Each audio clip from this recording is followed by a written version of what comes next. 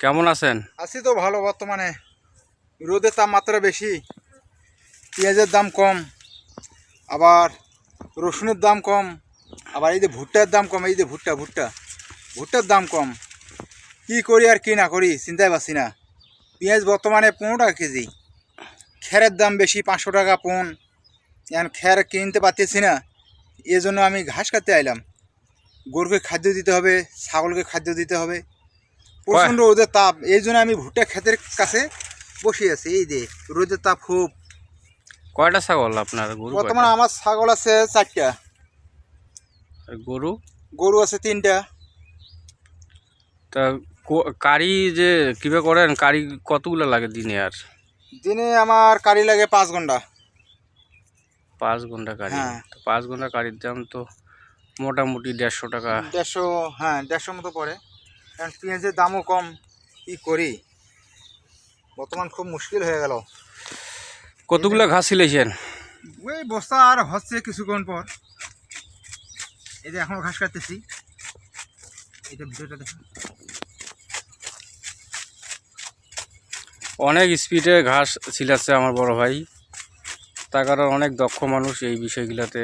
ঘাস খুব স্পিডে দেখেন, আপনারা দেখেন তুলকেলাম ঘাস ছিলাছে। আসলে একটা অভ্যাসের ব্যাপার আছে, অভ্যাস না থাকলে কোনো কাজ আসলে ভালো মতো হয় না, দ্রুত করা যায় না।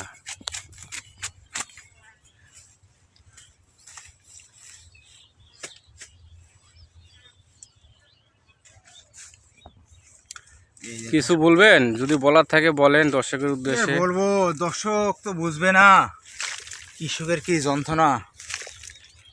রোদের তাপ, মাঠে ঘাটে দেশের পরিস্থিতি ভালো না। চিন্তায় পাচ্ছি না কি করি। সারের দাম বেশি, ফসলের দাম কম।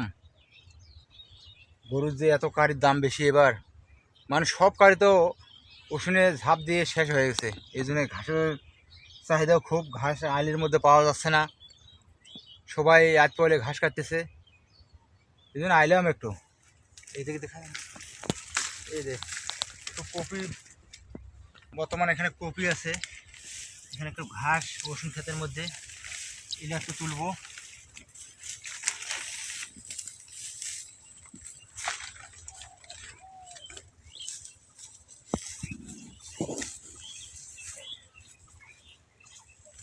প্রতিদিন আপনি কি ঘাস তোলেন ভাই?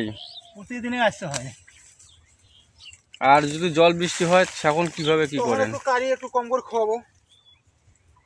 ও, কারি ভালো। তখন একটু কম করে খাওয়াইতে হবে।